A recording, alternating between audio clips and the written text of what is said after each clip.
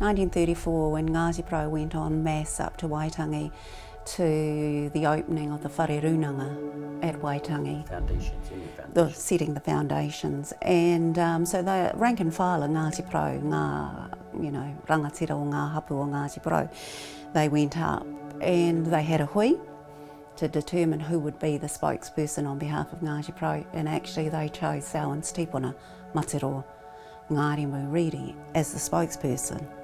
And again, and that's because Apirana and others were there sort of facilitating that conversation, but they laid out the criteria, and on the basis of that criteria they made the determination that it will be this queer that will stand at Waitangi on behalf.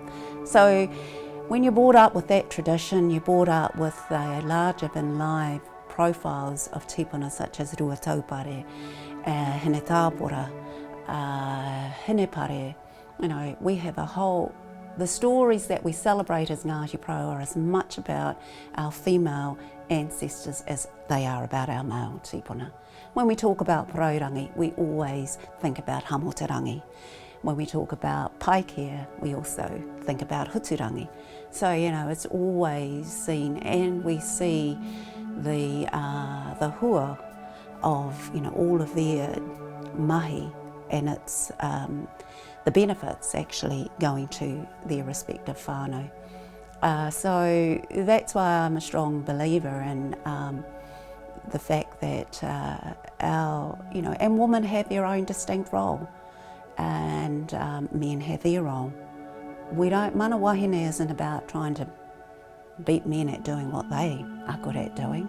In fact, to me, that would be a undermining of the value and the belief and the respect that you have for the specific role and responsibilities of women.